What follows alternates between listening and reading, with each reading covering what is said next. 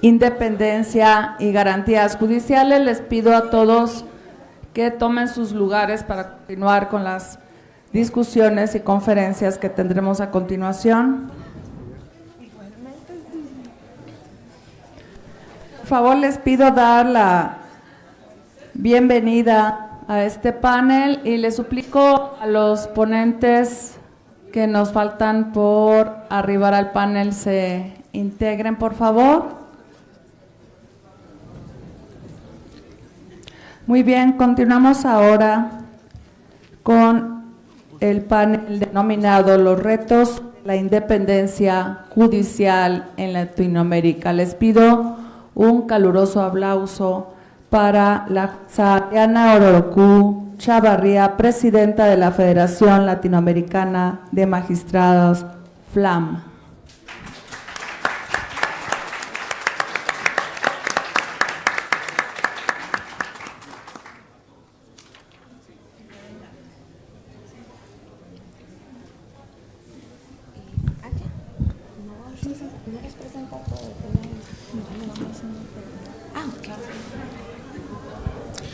Lo dejo aquí mejor. Muchas gracias.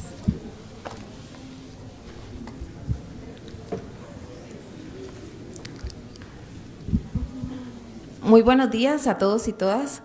Realmente es un placer estar acá con ustedes y especialmente ver alumnos también de la Facultad de Derecho de acá de la UNAM. Reciban también un saludo de parte de otra persona, yo que soy también profesora de Derecho Procesal en la Universidad de Costa Rica. Así que un gran saludo para ustedes. Me encanta ver gente joven que se interese en los temas de justicia, es en lo que se van a desarrollar y van a tener su proyecto de vida ligado permanentemente a estos temas, y entonces que desde ya estén interesados por los temas de administración de justicia y la defensa de la independencia judicial, ya es un logro importante y una esperanza para que la situación mejore en cada uno de nuestros países. Así que qué bueno, y por supuesto darles las gracias a los integrantes de la JUFET, aquí representados por mi querida Desiree, y por supuesto a Froilán, que nos invitaron a este evento que realmente arropa una relevancia importante, porque estos temas son de discusión permanente, porque ni modo, estamos en una situación de gravedad y de permanente ataque a la independencia judicial, y tenemos que buscar las estrategias en conjunto de cómo mejorar las condiciones para esta defensa efectiva de la independencia en favor de la ciudadanía de cada uno de nuestros países. Bueno, a mí me corresponde, si me robo un par de minutitos más, me perdonas, porque este tema en realidad es muy amplio, es los desafíos de la independencia judicial en Iberoamérica. Realmente como presidenta de la Federación Latinoamericana he tenido en cuenta y directamente y de forma actual cuáles han sido los ataques, los desafíos y las condiciones para la defensa de esta independencia judicial. Pero hay una cosa importante, y que lo relató muy bien la exposición magistral de la magistrada Otárola, que fue maravillosa escucharla, y es esencialmente que la calidad de la independencia judicial en cada uno de nuestros países está relacionada directamente con la calidad de la democracia que exista en cada uno de nuestros países. En este momento hay una gran deficiencia y crisis democrática, y en prácticamente todos los países de América Latina encontramos circunstancias constantes y actuales que son una altísima concentración de poder en grupos pequeños en cada uno de nuestros países, que construyen alianzas políticas que desafían los intentos de una participación mucho más abierta e inclusiva de toda la sociedad. Esta concentración ha dado también a un endurecimiento político de los regímenes autoritarios en muchos de nuestros países, por ejemplo en El Salvador, que acá tenemos a un compañero, o sea, hay que decirlo con palabras absolutamente abiertas, si aquí estamos en un ambiente académico de reflexión. sabemos lo que está pasando en distintos países, también en Centroamérica, en Nicaragua, en Guatemala, Venezuela, Bolivia. O sea, realmente el endurecimiento de los sistemas políticos por esta concentración ha sido bastante feroz. Hay un miedo, todo esto se da en medio de transiciones fallidas de los sistemas de partidos políticos.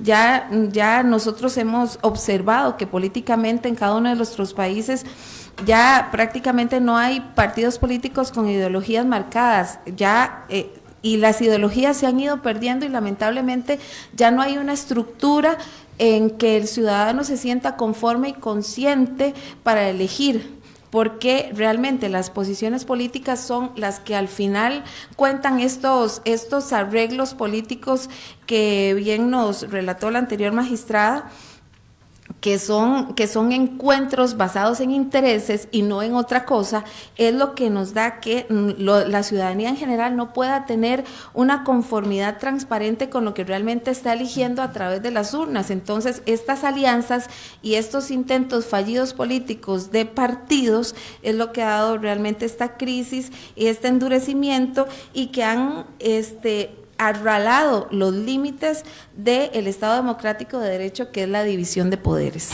Ya nosotros hemos visto materializado en muchos de los países que la división de poderes está siendo atacada un día sí y otro también, especialmente por sistemas que tienen estas alianzas a una persona encabezando, que todos los días ejerce presión contra los demás, apabulla a los demás poderes y se vuelve un sistema de cooptación en que efectivamente, repito, como también lo indicó la magistrada anterior, se vuelve un sistema político de polarización.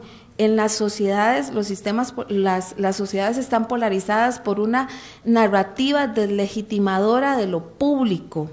Entonces, las sociedades están tan polarizadas que cualquier poder o cualquier grupo, cualquier activismo cívico que piense diferente, que crea que los excesos que están tomando estas alianzas concentradas políticas en cada uno de los países son inadecuadas, estas narrativas deslegitimadoras los arrasan, los cooptan, los aniquilan. Eso es lo que está pasando, y de esto no queda exento los poderes judiciales de cada uno de nuestros países.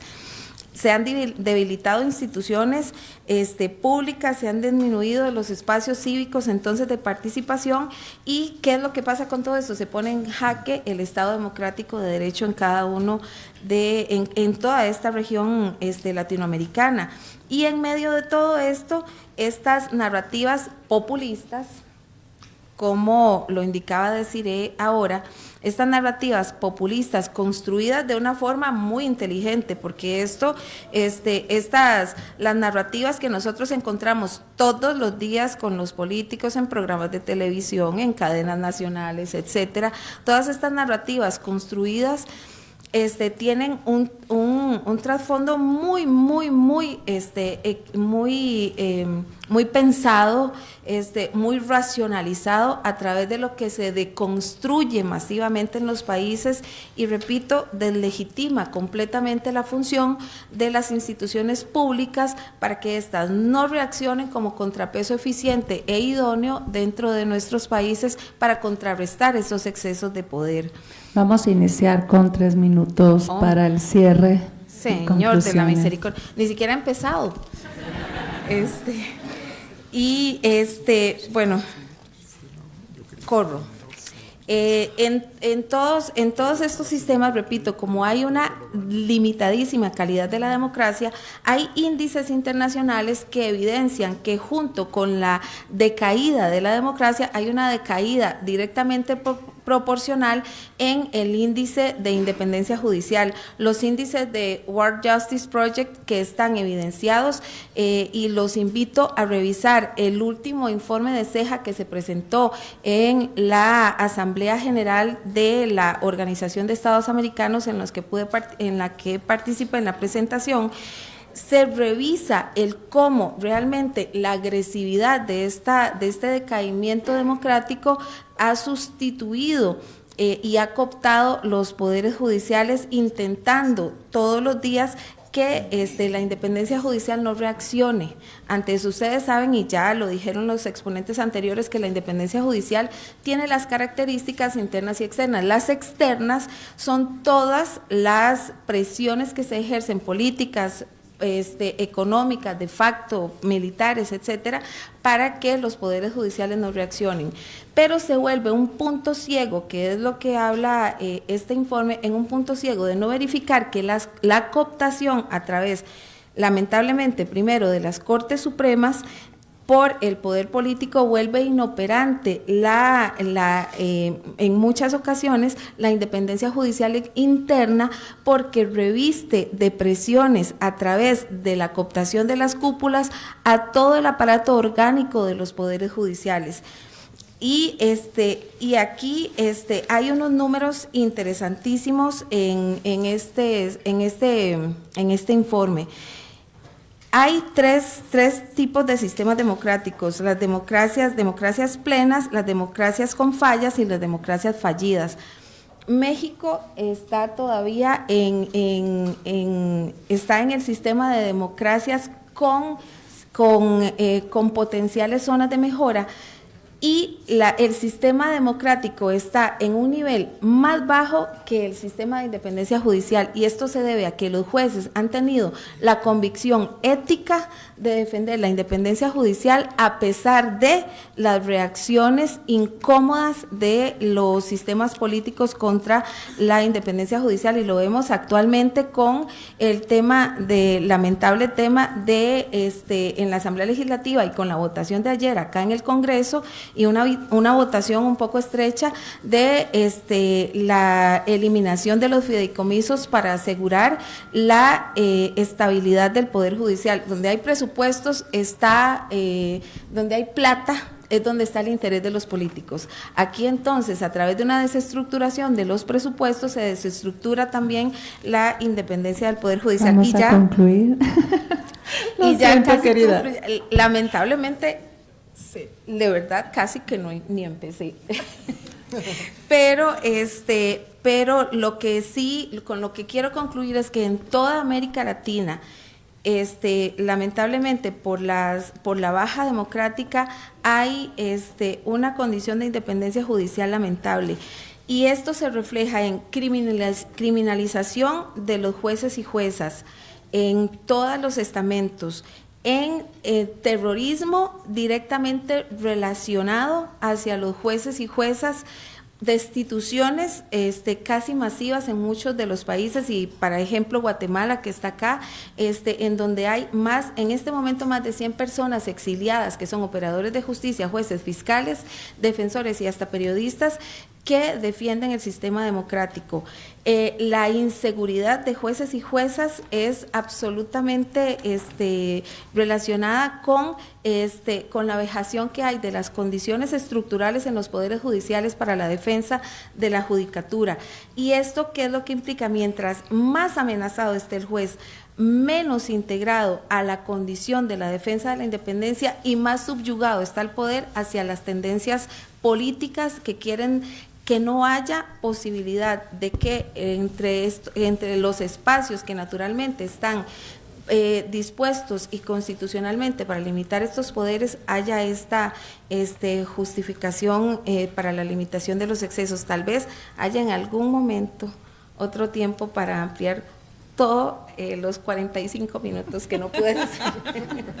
Muchas gracias.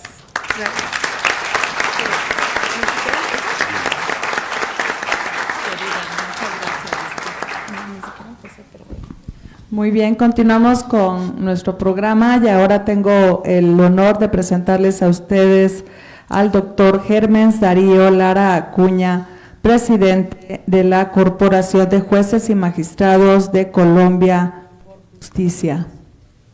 Señor magistrado.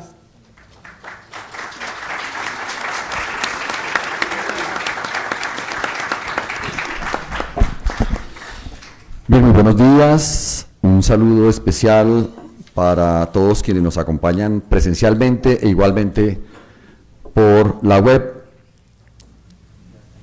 Un saludo especial al doctor Froilán Muñoz Alvarado, presidente de JUFET, agradeciéndole la invitación, al doctor Raúl Contreras Bustamante, director de la Facultad de Derecho de la UNAM, y a la doctora Desiree Cataneo Dávila, quien es la presidenta de la mesa, y a mis compañeros que me acompañan hoy. El taxista que me traía de el aeropuerto nos decía que había una convulsión porque el tráfico estaba pesado, porque habían manifestaciones, y yo le preguntaba de qué, y me decía, no, es que hay un problema con los jueces, yo no sé qué es, pero hay un problema, y todo está colapsado. Dentro de ese marco recordé una situación que se nos presentó en Colombia hace ya varios años, año 2014, cuando el presidente de la República, después de un primer fallido intento de reforma judicial, se vino con el siguiente. Los presidentes de nuestros países, como buenos políticos, le echan la culpa a los otros. Y en Colombia, una de las principales lecciones que tenemos es que cuando los políticos quieren hacer una reforma constitucional o les va mal en algo, adivinen a quién le echan la culpa. Y siempre en Colombia el cuento es de reforma judicial. Vamos a reformar el tema judicial porque es el que nos tiene con problemas. Eso es lo que dicen los políticos. Y desde ese punto de vista creo que es muy importante, si es posible, coloquemos una ayuda que traje para que lo miremos. Aquí vemos una manifestación que hicimos los jueces y empleados judiciales, jueces y magistrados y empleados judiciales en Colombia en el año 2014, y se dice allí, si los jueces conceden la tutela, para ustedes el amparo, Santos, el presidente de entonces, acaba con los jueces, reforma judicial. ¿Qué pasará con la tutela? Sin independencia no hay justicia, no a la reforma de la justicia en el equilibrio de poderes. ¿Qué es lo que se ha querido hacer en Latinoamérica, queridos amigos? Es precisamente eso. Vamos a ver si, como me enseñaron, está bien. ¿A quién le pongo el aparatico? Ok. Esta es la manifestación en la que estábamos inmersos todos para defender la independencia judicial, para defender a nuestro país como democracia. Y la democracia no es del voto. Aquí se ha dicho muy puntualmente que hay diferentes clases de democracias. Le preguntaban a Fidel Castro si eso era una democracia y Fidel Castro decía, chico, es una democracia. ¿Podemos decir que no lo es? No. Pero la forma de medir una democracia es respecto de los derechos humanos. Hay una relación directamente proporcional entre derechos humanos y democracia. Y ustedes fíjense, en Latinoamérica, cualquier país que se estime democrático, su relación con los derechos humanos nos va a permitir mirar si es cierto.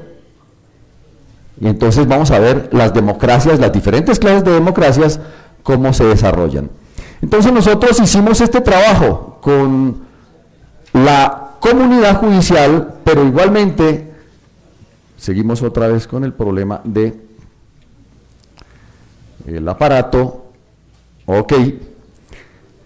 Miraba yo ayer las manifestaciones de los empleados y los jueces. Esa es la fórmula, queridos amigos. A los políticos hay que enfrentarlos con la gente, pero hay que hacerlo de manera inteligente. No podemos meternos en el ring de los políticos porque nos amasan vivos. Pero sí necesitamos que la opinión pública entienda cuál es la función de un juez en Latinoamérica, en un régimen democrático. Y aquí lo estábamos haciendo. Este es un banner que teníamos nosotros en Corjusticia, con el cual nos presentábamos a los jueces para que se afiliaran. Entonces eso es mercadeo. ¿ok? Pero precisamente en ese momento no teníamos problemas con el aparato, pero ahora sí. Bueno, esto es propaganda, estos son comerciales de Corjusticia. Por favor, pasamos, tenga la bondad. Entonces, si me ayudan, siga. Muchos también tienen problemas allá con el aparato. Bueno, no quiero gastar mis minutos en esto. Quería mostrarles que tenemos que hacer unión con la comunidad, con la gente.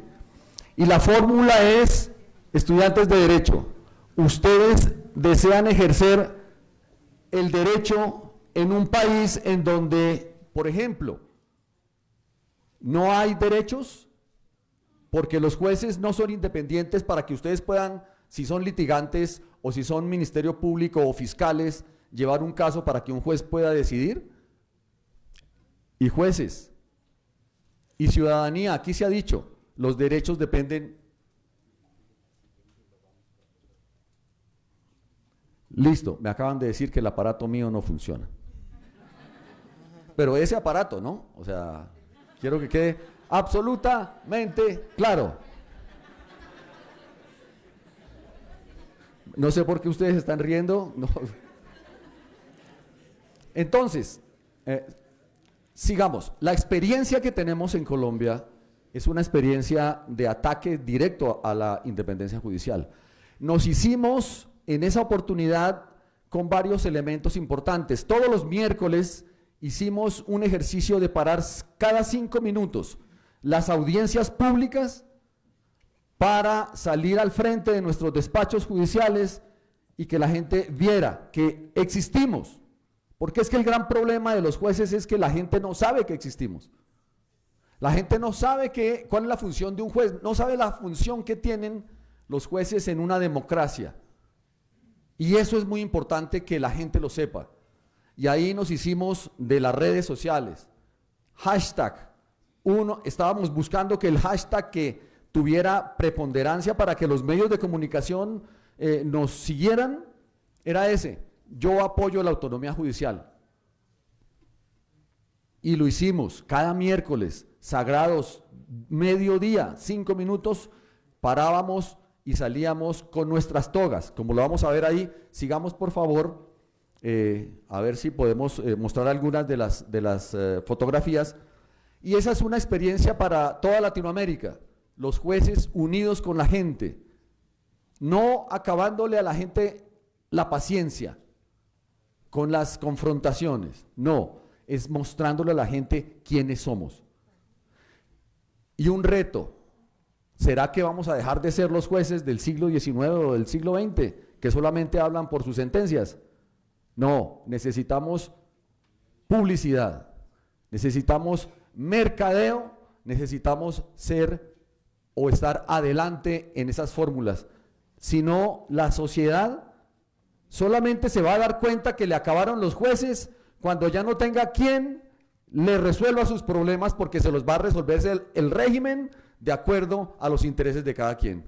Ese es el gran problema de nuestras democracias, porque creemos que las cosas que fueron seguirán siendo, y esa no es la solución. La lección de Colombia, sigamos por favor, sigamos, que quiero mostrarles algunas fotografías de todas estas son actividades que hicimos. Sigamos por favor, mientras tanto sigan. Usted, ya les acabo de decir que todo esto es publicidad de Corjusticia, para que los jueces se afiliaran, pero además de eso también para que la comunidad supiera qué fue lo que hicimos por la comunidad, no por los jueces. Sigamos, tenga la bondad. La gran lección de Colombia, sigamos. Qué pena con ustedes, de verdad que se torna un poco complicado la comunicación de esa manera. Eso es lo que no debe suceder. Les estoy mostrando lo que no debe suceder cuando estén comunicando alguna información. De cualquier forma tenemos que aprender. Listo. Protestas silenciosas, sigamos por favor. Aparecer en las diferentes medios de comunicación, sigan. Seminarios como este en diferentes universidades, en diferentes partes del país, sigamos. Venezolanización de la justicia colombiana, ahorita les voy a decir por qué. Estos son actividades que realizamos en diferentes partes del país. Carteles, la justicia colombiana, descanse en paz. Eso pega, eso es una imagen que la gente tiene que saber que existe. Estas son las actividades que realizamos todos los miércoles con un hashtag y saliendo al frente de los palacios de justicia.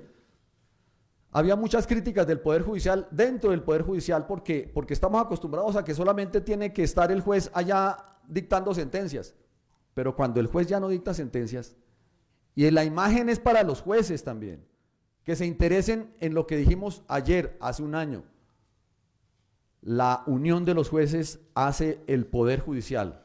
Si no, pregúntenle a la Constitución de la República Bolivariana de Venezuela, que le impide a los jueces afiliarse a agremiaciones o sindicatos.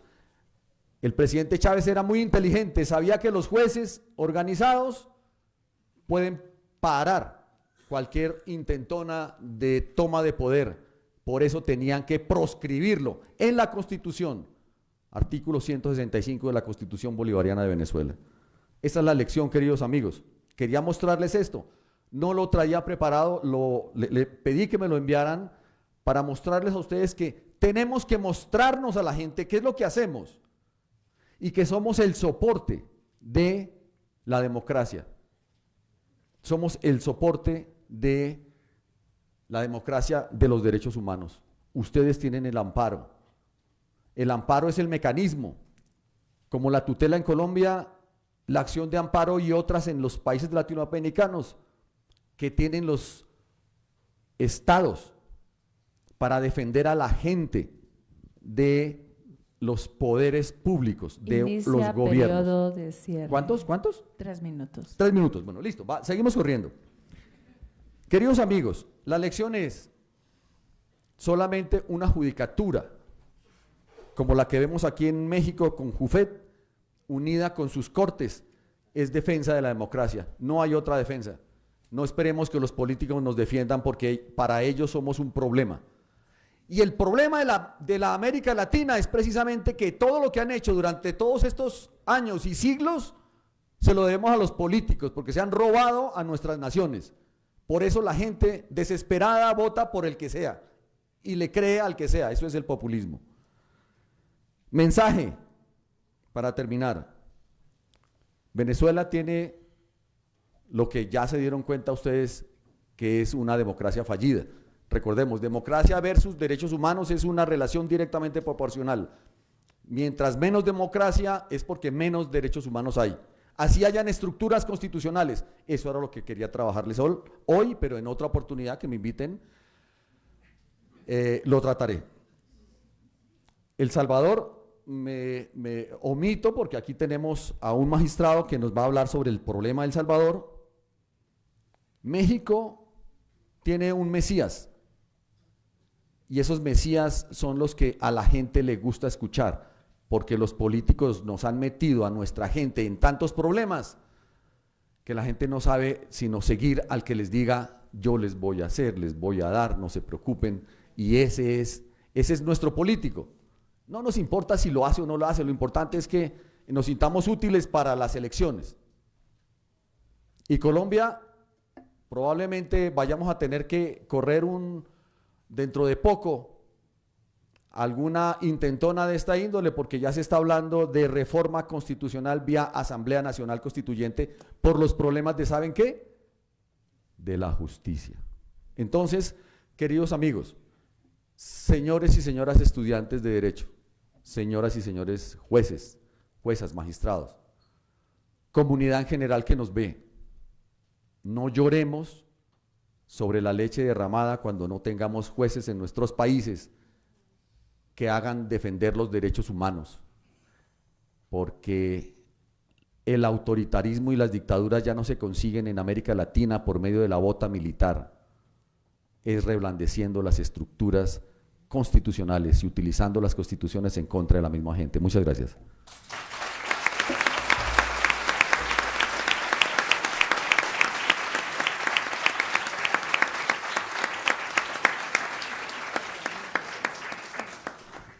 Muchas gracias al doctor Hermens. Ahora tenemos programada una videoconferencia desde España con el magistrado Luis Ortiz Vigil, magistrado titular integrante de la sección octava de la Audiencia Provincial de Asturias, con sede en Gijón, España. Alina, no sé si ya tengamos lista la transmisión, ¿me auxilias? Muy bien, entramos entonces a saludar, mi querido amigo Luis, te damos la bienvenida en este auditorio de la Magna Casa de Estudios de la UNAM y por supuesto te cedo el uso de la voz con mucho cariño y afecto. Hola, muy buenos días para vosotros, tardes. Creo que me escucháis bien, ¿verdad? Hola. Sí, señor. ¿Todo bien? Vale, bien. Pues nada, un placer saludaros, si me permitís. Antes de que me empiece a correr el tiempo, Desiree, por favor, permíteme que agradezca la invitación, particular personalizándolo en ti misma y en Froilán. Es un honor, como sabéis, para mí participar en vuestras jornadas y lamentar no poder estar ahí presencialmente y compartir esos seguros que buenos ratos que tendréis las próximas horas y bueno, que enriquecen con el networking este tipo de reuniones. En todo caso, para mí es una sorpresa gratísima poder compartir la mesa con vosotros y con alumnos, lo cual creo que es el futuro y que es particularmente importante y por ello termino preámbulo y me pongo a ello, si te parece. ¿De acuerdo? Sí, señor. Bien, vale. Pues nada, le pediría a Lina, que me va a tener que dirigir la presentación, que pasáramos por favor a la primera y segunda diapositiva. Pasamos a la siguiente. No sé si se ve al revés.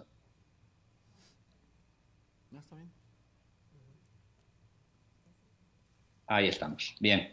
Bueno, yo les voy a hablar de la independencia judicial en la situación en nuestro país, particularmente para contraponerla con la que pueden estar ustedes viviendo en sus territorios. Creo que nuestra situación, por lo que he podido escuchar hasta ahora y por mi conocimiento, dista en algo de la situación, pero creo que es interesante tener en cuenta los diferentes puntos de vista. Bueno, nosotros, como saben, bebemos de la Revolución Francesa y, evidentemente, sin separación de poderes no hay independencia judicial y, por lo tanto, se configura como un elemento esencial. Ello ha tenido plasmación en nuestras constituciones y tiene reflejo en la Constitución actual, en el 117, y nosotros, según proclama la Constitución, somos independientes, inamovibles, responsables, sometidos únicamente al imperio de la ley. No podemos ser separados, trasladados, ni suspendidos, ni jubilados, sino por causas legales, y tenemos la exclusividad en juzgar y hacer ejecutar lo juzgado. Ya sé que mis compañeros entienden perfectamente esto, pero les traslado a los alumnos de Derecho la importancia de una palabra que acabo de citar, que es la palabra inamovible. Y creo que es una palabra esencial en nuestro trabajo y que forma parte de la esencia de lo que aquí estamos discutiendo, ¿verdad? Y finalmente quiero citarles como introducción en nuestro ámbito lo que sería equivalente a su Corte Judicial Iberoamericana. Nosotros tenemos cesión de soberanía a las instituciones europeas y a partir del artículo 93 de la Constitución podemos ceder, y de hecho así ha ocurrido, soberanía a la institución europea y por lo tanto estamos bajo el mandato de tribunales que van más allá del ámbito español. Son tribunales europeos y a los que estamos obligados y tienen mucha importancia por lo que luego diré. Este es el marco en el que estamos en España. Alina, por favor, si pasamos a la siguiente. Gracias. Bueno, la pregunta inicial es, y seguro que algún alumno se lo pregunta por ahí, ¿cómo se accede a la carrera judicial en España? Pues es razonablemente sencillo, dentro de que hay que estudiar apenas 350 temas. Es un poco irónico, pero bueno, eso garantiza la calidad y la excelencia en la formación. Pero para ser juez en España, en primera categoría, hay que ser español, mayor de edad, licenciado en Derecho y luego no incurrir en alguna de las causas que impiden acceder a la carrera judicial. Básicamente, los impedidos físicamente para la función judicial, los condenados, a las personas que estén incursos en un procedimiento judicial y los que no estén en el pleno ejercicio de sus derechos civiles. Causas generales que, bueno, están presentes en la mayor parte de los ordenamientos jurídicos. Llamo la atención casos curiosos que han ocurrido en el acceso a la carrera judicial en los últimos años, en nuestro país al menos, que es que se ha planteado abiertamente si una persona ciega puede ser juez o una persona sorda. La respuesta por parte de nuestras instituciones ha sido que sí, siempre y cuando se adaptara el puesto de trabajo a las condiciones personales que la persona discapacitada tiene en cada caso, y lo cual está en tronca con la Convención de Nueva York sobre las personas con discapacidad y creo que es propio de una sociedad moderna. Me quiero dejarlo ahí. Es un tema accesorio, pero creo que importante en cuanto a estado evolucionado. Bien, pues ese es el sistema principal de acceso a la carrera judicial. En la práctica, podemos decir, en términos generales, que cualquiera puede ser juez, siempre que concurra a estos requisitos. Y lo que es más importante, en el momento, y ahora entramos ya en la independencia judicial, en el momento en que accede a ser juez, se convierte en una figura inamovible.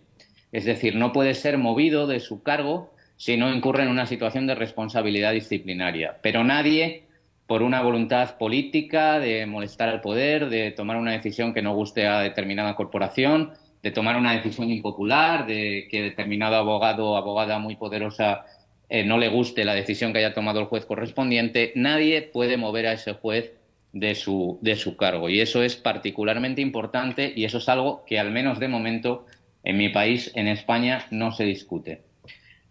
Bien, pasamos a la siguiente diapositiva, Lina, por favor.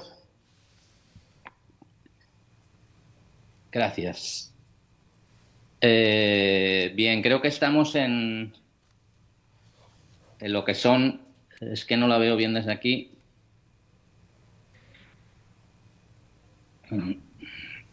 Estamos en la de independencia judicial, instrumentos.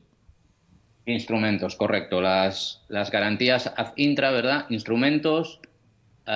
¿Cómo garantizamos que estos derechos tan hermosos que proclama nuestra Constitución se puedan realmente cumplir? Bien, pues contamos con dos tipos de garantías en nuestro ordenamiento.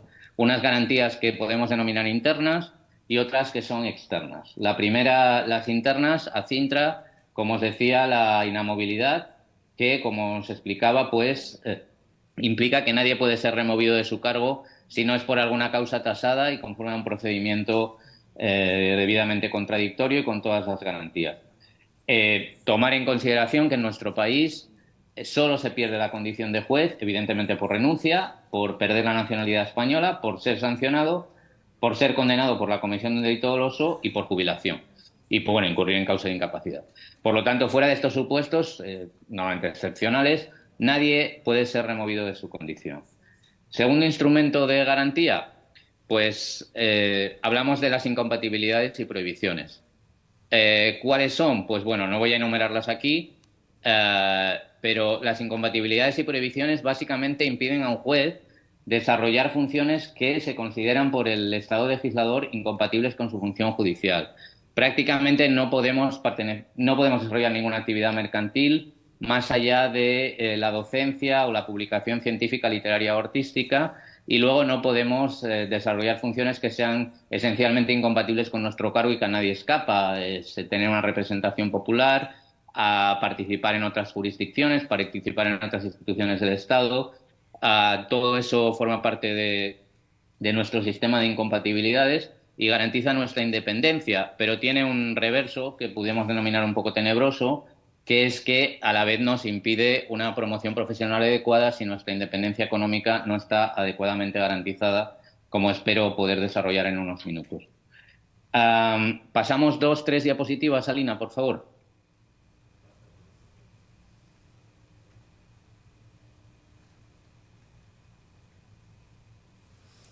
Inmunidad judicial. Inmunidad judicial, correcto.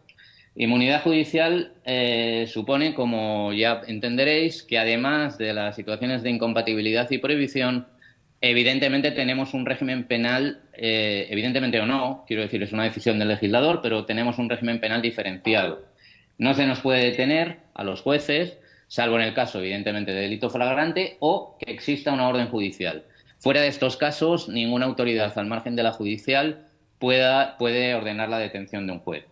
Tampoco ninguna autoridad se puede dirigir a nosotros en solicitud de información que no sea por conducto oficial y es lo cierto que como contrapeso no podemos excusarnos de acudir a cualquier declaración, aunque sea en el ámbito penal. Cierto es que tenemos alguna diferenciación en cuanto a la posibilidad de que el interrogatorio se nos traslade con anterioridad por escrito o incluso la posibilidad de no trasladarnos a la sede judicial, pero en todo caso la obligación de declarar está ahí presente.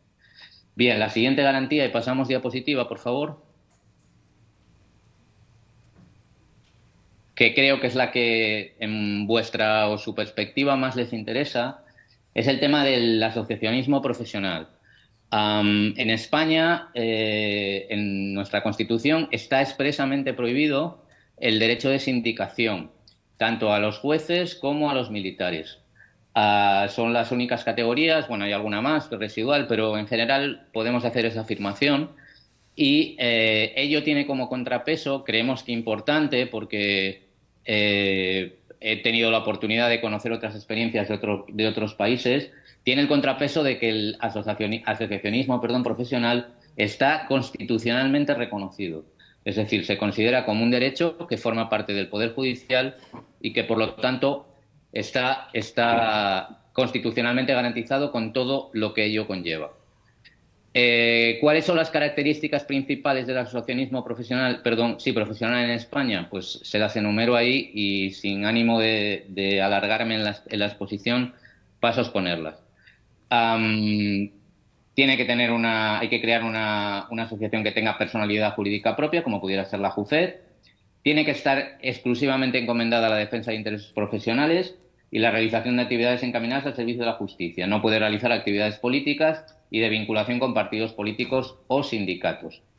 No cabe, en España este tema es particularmente importante por razones estrictamente políticas, pero no cabe que la asociación no tenga ámbito nacional. Tiene, sin perjuicio de que pueda tener secciones territoriales, pero en todo caso la asociación correspondiente tiene que tener proyección en todo el país. Pasamos, por favor, la siguiente diapositiva.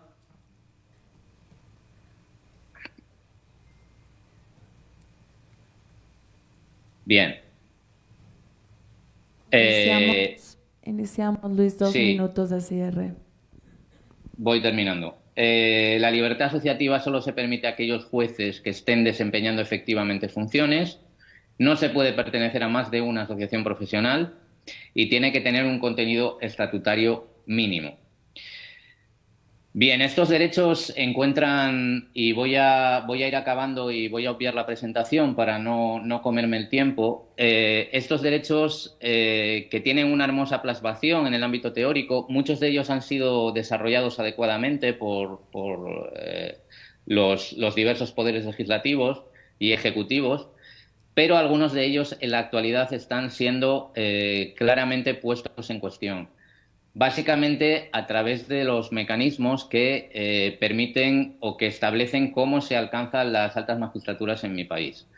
El Consejo General del Poder Judicial, que es el órgano de gobierno de jueces y tribunales, tiene como función designar a magistrados del Tribunal Supremo y las altas magistraturas del Estado, y desde una reforma legislativa tenida lugar hace 3 años, tiene vetada la posibilidad de nombrar altos cargos en el Tribunal Supremo. Ello ha llevado a la consecuencia de que actualmente más del 30% de los magistrados del Tribunal Supremo, nótese lo que acabo de decir, 3 de cada 10, las plazas están vacantes porque, lógicamente, con el paso de los años se han ido jubilando. Eso afecta notabilísimamente a la independencia judicial de forma indirecta, porque al final el Poder Legislativo y Ejecutivo, por extensión, decide cuándo se renueva el Poder Judicial.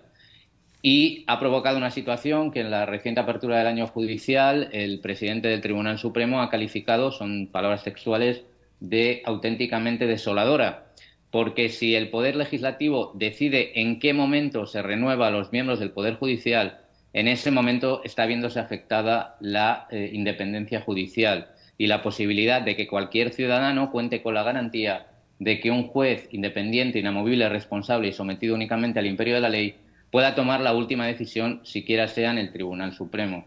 Por ello, entendemos particularmente importante, y ya concluyo, Desiré, que contemos con el paraguas, si se me permite el término, de la Unión Europea, que permita corregir, y así de hecho se está tratando de conseguir, y en algunas situaciones se está tendiendo a conseguir, exigiendo que el nombramiento del Consejo General del Poder Judicial y en última instancia las personas que han de designar las altas magistraturas no dependa exclusivamente del Poder Legislativo, la importancia de contar con instituciones supranacionales, como en nuestro caso es la Unión Europea, que en última instancia garanticen que por parte de los Estados individuales se dé estricto cumplimiento a los principios, ya no solo a la letra de la ley, que permita en última instancia que la independencia judicial sea debidamente garantizada.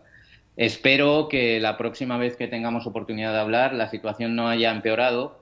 Desgraciadamente en España, yo llevo 25 años trabajando en este negocio, la situación cada vez empeora progresivamente y, como se ha dicho por algún autor, las democracias no solo se corrompen con ataques despavoridos y violentos, sino a través de una progresiva degradación de las instituciones, y actualmente y desgraciadamente en mi país creo que estamos asistiendo a esa progresiva degradación y ojalá podamos revertir la situación. Muchísimas gracias por su tiempo.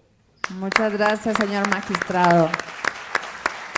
Sin duda hemos tenido la oportunidad de observar, de escuchar diferentes puntos de vista en este Congreso Internacional, en los diferentes países por los que los expositores ampliamente nos han reflejado en qué forma y de qué manera están viviendo ellos esta independencia judicial y los retos que se enfrentan en cada uno de esos lugares respecto a ella. Demos ahora la bienvenida al doctor Edward Sidney Blanco Reyes, ex magistrado del Tribunal Constitucional de la República de El Salvador.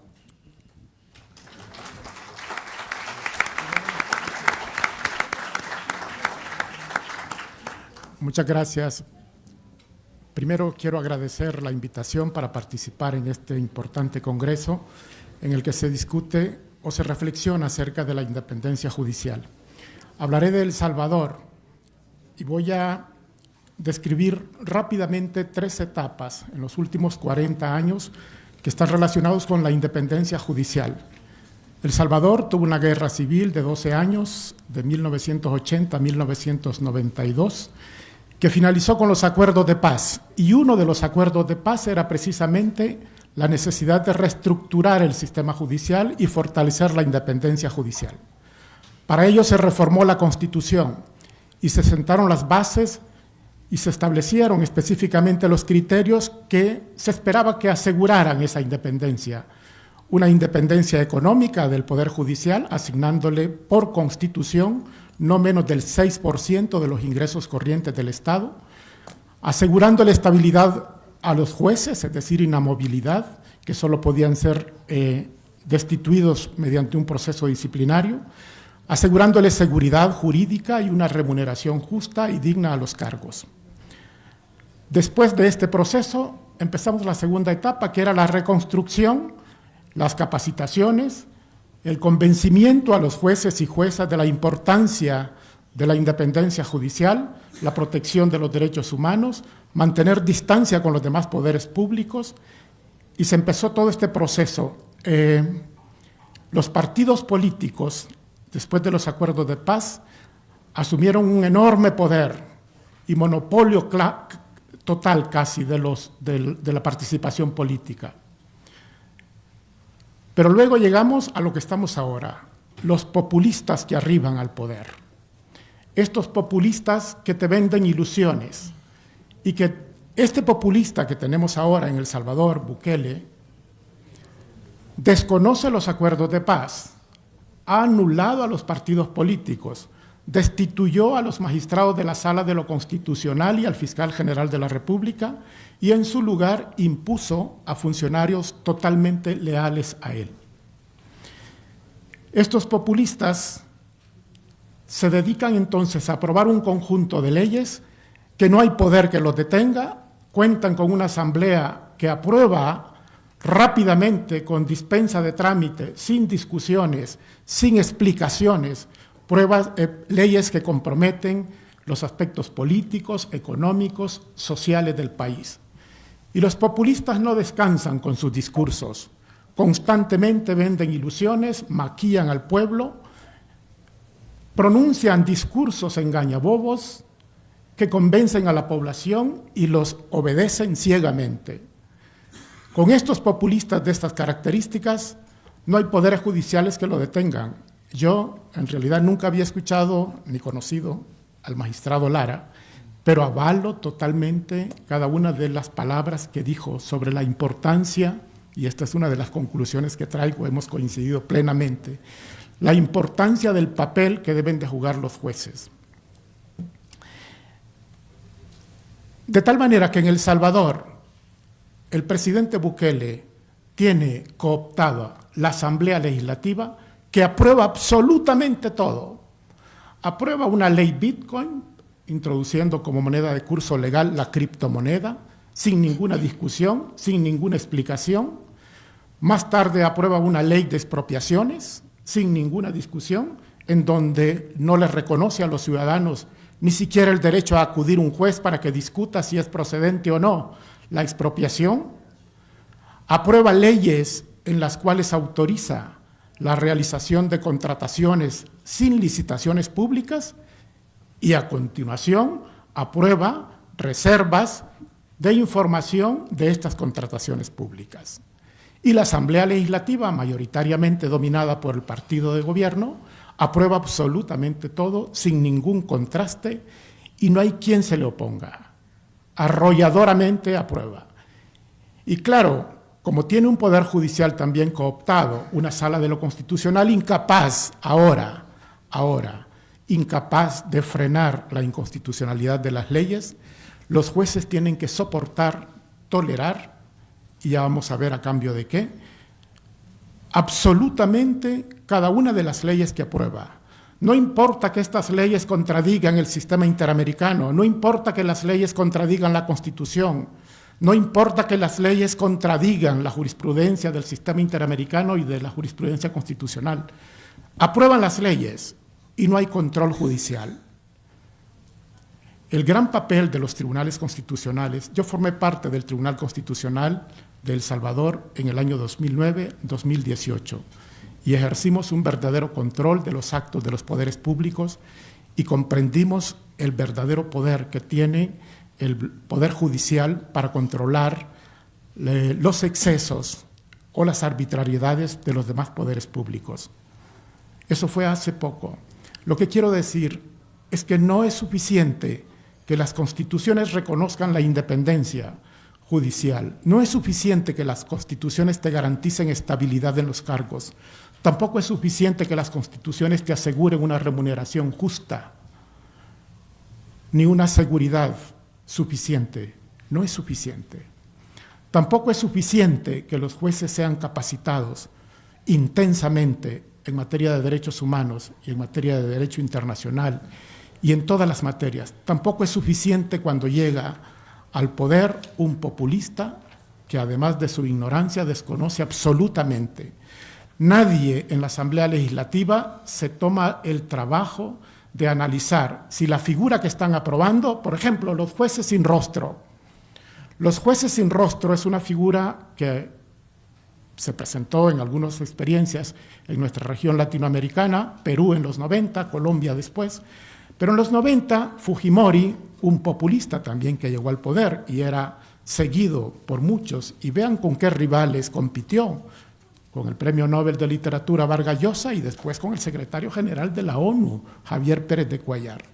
Lo que quiero decir es que los populistas, como dice Sabater, son los curanderos de la política.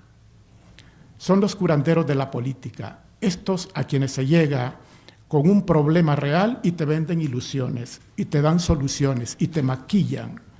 Esos son los populistas. Y estos populistas arrasan con las instituciones, con el orden jurídico. y son una verdadera amenaza en nuestra región latinoamericana. Son una verdadera amenaza. Yo ejercí la judicatura por más de 25 años, estoy ya retirado, porque Bukele aprobó, impulsó una ley, a pesar de que la Constitución garantiza la estabilidad para todos los jueces en la Constitución, aprobó una ley para cesar inmediatamente a los jueces que tuvieran 60 años o más. Entonces, 1/3 de la judicatura quedó cesante. En cuestión de la ley, la reforma se aprobó en 15 minutos y en 8 días entró en vigencia y quedamos cesantes. Los jueces de 60 años de edad o más. Aprueba una serie de reformas, por ejemplo, hemos vuelto a temas tan delicados como el juzgamiento en ausencia, que había sido una conquista del nuevo sistema penal, el juzgamiento en rebeldía, impulsar mayoritariamente los testigos de referencia y una serie de conjunto de reformas penales, la aprobación de un régimen de excepción, que al igual que lo hizo Fujimori con el pretexto de combatir la guerrilla, Bukele aprobó un régimen de excepción que lleva ya 19 meses, en los que ha capturado 70.000 personas, responsables e inocentes, y no hay juez, ninguna institución que ejerza control que pueda frenar esas sistemáticas violaciones a los derechos humanos. Esta es una advertencia de la ola de populismos que viene creciendo en nuestra región latinoamericana. ¿Y qué le queda a un pueblo sometido a una persona con estas características? Internamente es imposible, no hay institución. Los jueces están amedrentados, atemorizados, porque el juez que se atreva a ejercer un control de constitucionalidad o un control de convencionalidad es destituido inmediatamente. Y aquí viene una pregunta que lanzo siempre a la judicatura. ¿Hasta qué punto los jueces son capaces de sacrificar su estabilidad familiar y personal a cambio de este principio y valor ético que es la independencia judicial? Pero luego salimos al sistema interamericano en busca de justicia y nos topamos con que el sistema interamericano también resulta un grave problema que en algunos casos reproduce lo que existe en nuestros países. Tenemos un sistema interamericano excesivamente lento, estancado en criterios de los 80 y los 90, con una visión reduccionista de temas tan importantes y urgentes como las medidas cautelares, en donde las resoluciones finales del sistema interamericano aparecen 10 o 15 años después, cuando la situación ya no está, el presidente que provocó todo esto ya no existe, y tenemos un sistema interamericano en el que debemos de exigir una adaptación a los nuevos tiempos, un sistema interamericano pasivo que no es capaz de defender estos valores y principios democráticos, que es difícil sacudir y sensibilizar a este sistema interamericano. El tema que nos convoca ahora es retos o desafíos. ¿Qué hace un juez? Claro, decir que la Constitución garantiza la independencia, que tiene un salario digno, que tiene seguridad, que tiene estabilidad, esto no es suficiente cuando los populistas arriban al poder y cuando se apropian de todas las instituciones. ¿Qué es lo que la judicatura debe hacer cuando estamos en presencia de estos populistas destructores de las democracias? Y yo pienso que un primer compromiso es mejorar la calidad de la justicia para que la población tenga confianza e identifique a la judicatura como un protagonista de la convivencia indispensable. Y esta es una responsabilidad personal de cada uno de los jueces, que no basta que nuestros despachos estén libres de expedientes, no basta que el juez se encierre en 4 paredes a administrar justicia. Es necesario, creo, y por eso me gustó mucho ver la exposición del profesor, del magistrado Lara, respecto a la presencia de los jueces en las calles y presencia de los jueces en la participación política, en los eventos, en la radio, en la televisión, en los discursos, en la calle. La Corte Interamericana, en el caso López Lone versus Honduras. Doctor, empieza periodo de cierre, 1 minuto, por favor. Bueno, gracias. Ha reconocido el derecho que tienen los jueces y el deber que tienen los jueces de defender la democracia. Los jueces tienen que salir de los despachos. Ese viejo adagio de que las sentencias hablan por los jueces, esto ha quedado ya en el olvido. Con la llegada de populistas, el juez debe ser un importante y activo protagonista en la construcción de la democracia, porque si no lo hacemos, si no está presente la judicatura, que es dentro del estamento político el que tiene el mejor equilibrio y que es neutral, que no es el populista, es importante sensibilizar a la población. Muchas gracias.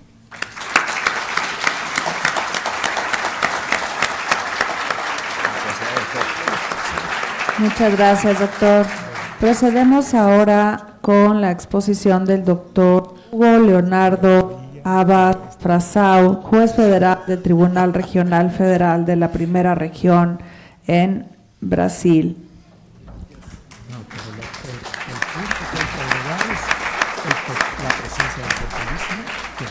¿Estamos listos con la presentación?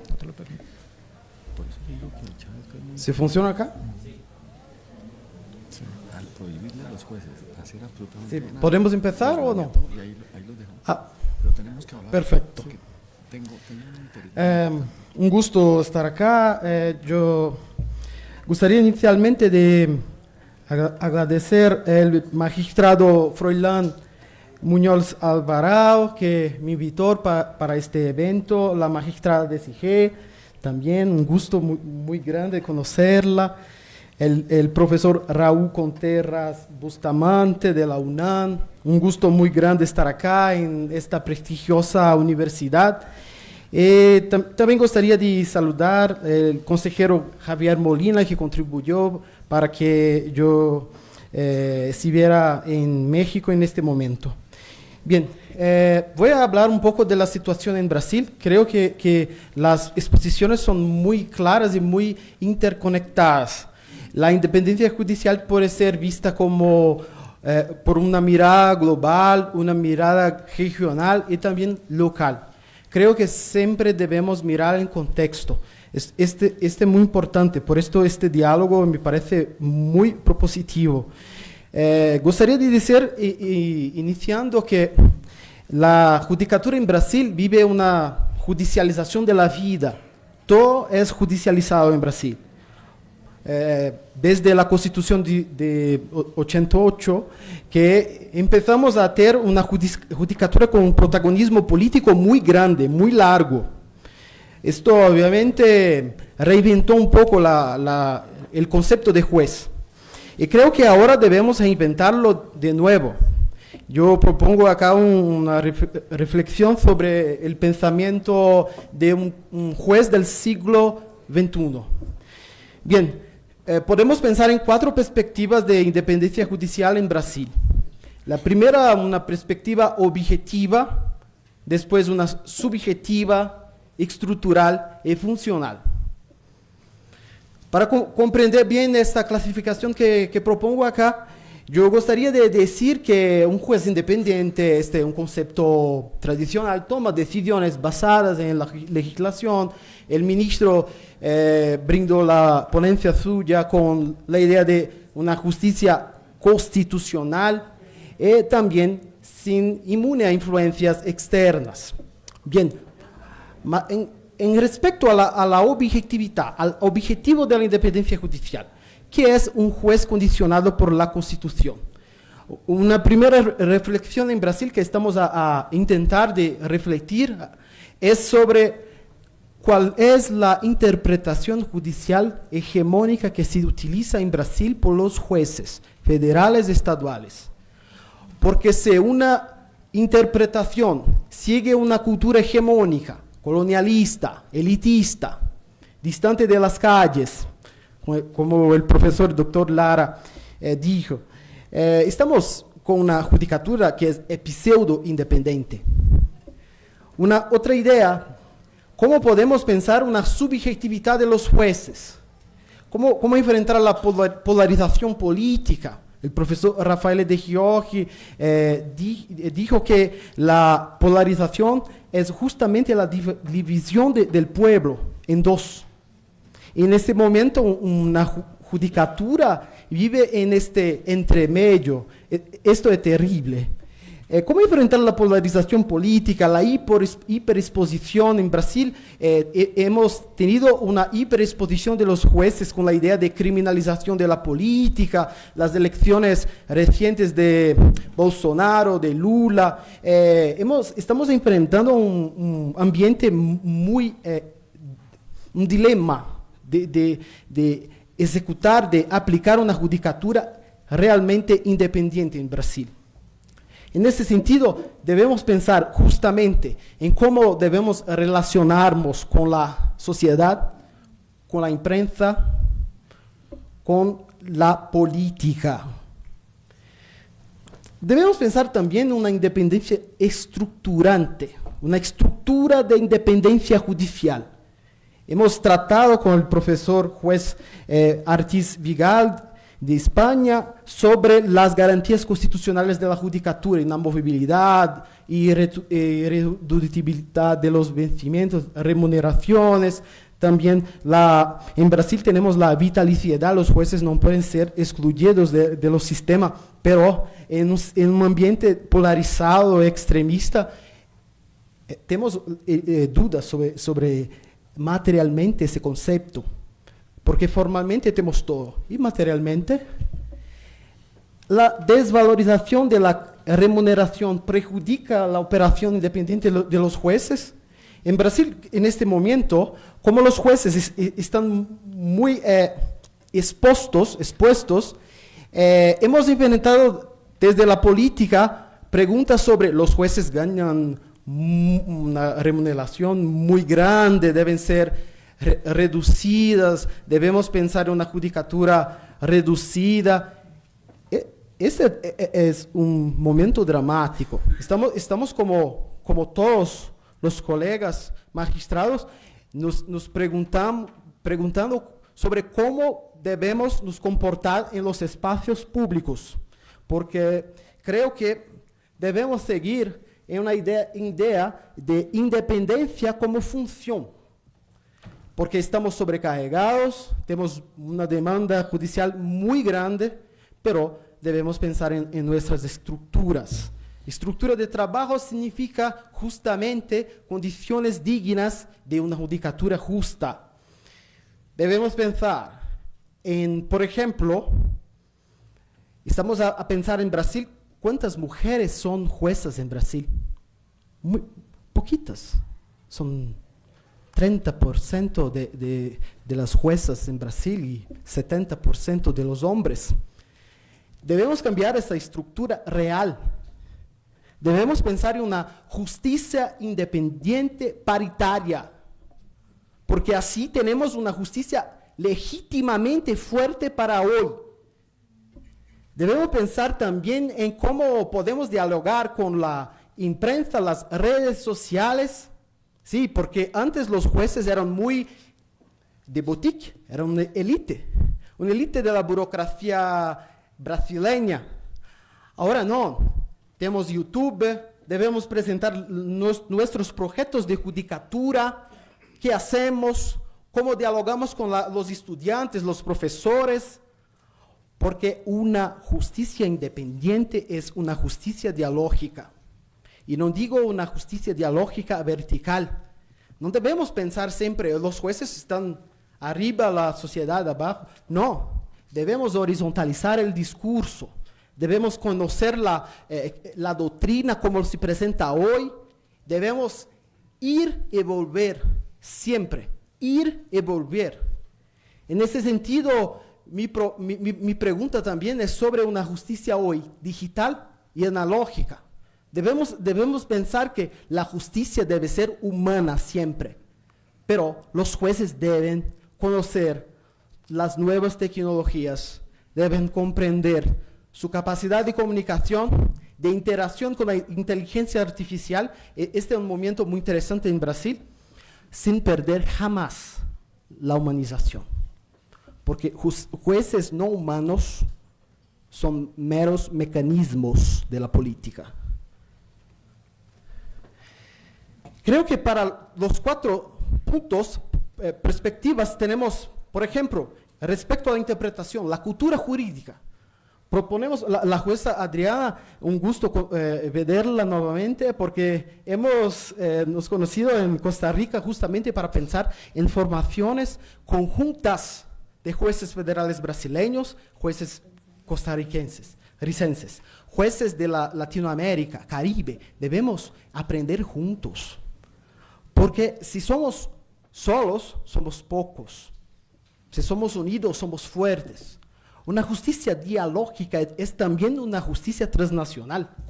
Debemos pensar en una estructura de movilización para actuar una remuneración constantemente de valor de la remuneración de los jueces y juezas. La función, nuevas tecnologías, comunicación, jueces comunicantes, conversadores, dialogantes. Es el juez del siglo XXI. Una perspectiva subjetiva, la comunicación pública de las actividades de los jueces en las calles, conociendo la realidad. No debemos estar siempre arriba, debemos conocer cuál es la realidad de la Amazonia brasileña, por ejemplo. Yo soy un juez federal en la Amazonia brasileña, en los estados de Pará, de Maranhão. Debo conocer las comunidades tradicionales. ¿Qué es mi Brasil? El Brasil no son los estereotipos. El contexto debe ser una presencia de la justicia independiente. El Brasil vivió en 8 de enero de este año un tentativo de golpe de Estado. Tremendo. Las calles, una parte, por fortuna, pedían la interrupción de la justicia, la clausura de la Corte Suprema, de los jueces. Debemos nos proteger. Creo que todos estos retos y desafíos y posibilidades son posibilidades de autolegitimación de los jueces. Mauro Capelletti decía que los jueces están legitimados por sus sentencias, pero hoy me parece que existen otros factores de legitimación. Un juez público, transparente, que se comunica y conoce la realidad social. Me parece que es un factor adicional de la legitimidad hoy. La equidad, la contención de los derechos, del abuso, debemos nos preocupar porque en momentos en que somos jueces democráticos, en ambiente de polarización, parece que tenemos un partido político.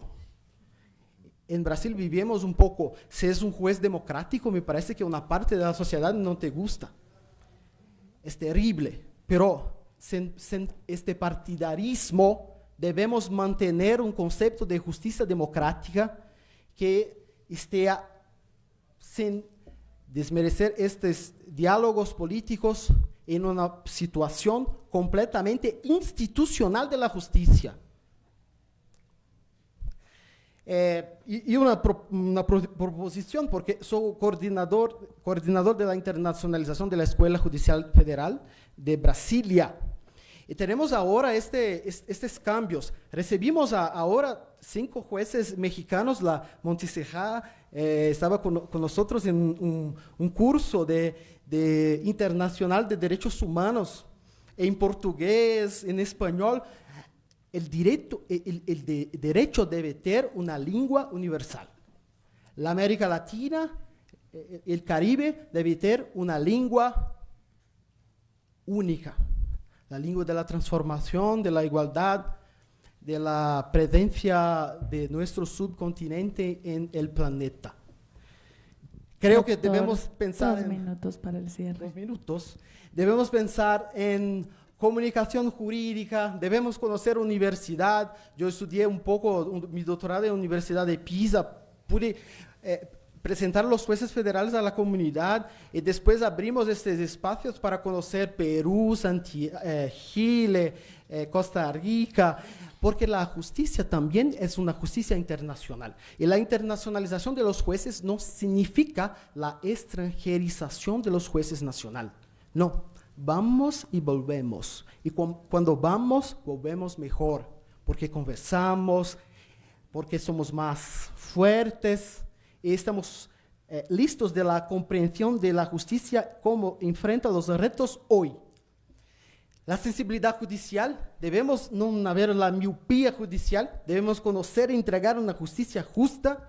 Y la geografía judicial, esta cooperación, esta transnacionalización debe ser presente en la doctrina, la formación de los estudiantes y la formación continua de los jueces que están hoy y que son los jueces también del futuro. Para concluir, debemos repensar la independencia judicial. Creo que tenemos un concepto de justicia y debemos reflexionar sobre un concepto de jueces del siglo XXI.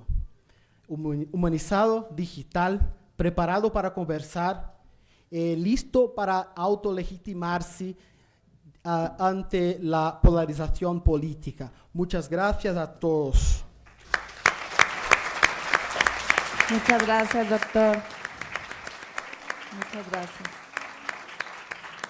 Muy bien, hemos concluido este primer panel con maravillosas exposiciones. Creo que todos y todas nos enriquecemos siempre cuando escuchamos los diferentes puntos de vista, en este caso de los retos que enfrenta la Judicatura Federal, todo en Iberoamérica. Hemos tenido sendos expositores con diferentes, insisto, visiones que nos amplían la nuestra, y les dejo de tarea analizar la figura del populismo. Creo que a todos en México en este momento nos interesa ampliar un poco el conocimiento para distinguir, como bien lo saben en su desempeño como estudiantes de Derecho, cuáles son las diferentes figuras que pueden incorporarse en la política, en la forma de gobierno, y de qué forma puede esto influir en nuestro vivir actual de todas formas. Bien, ahora tengo el honor de pedirles que se pongan de pie. Vamos a otorgar por parte de la Asociación Nacional de Magistrados de Circuito y Jueces de Distrito del Poder Judicial de la Federación el merecido reconocimiento para nuestros ponentes en este panel, para quienes pido por favor un fuerte y merecido abrazo.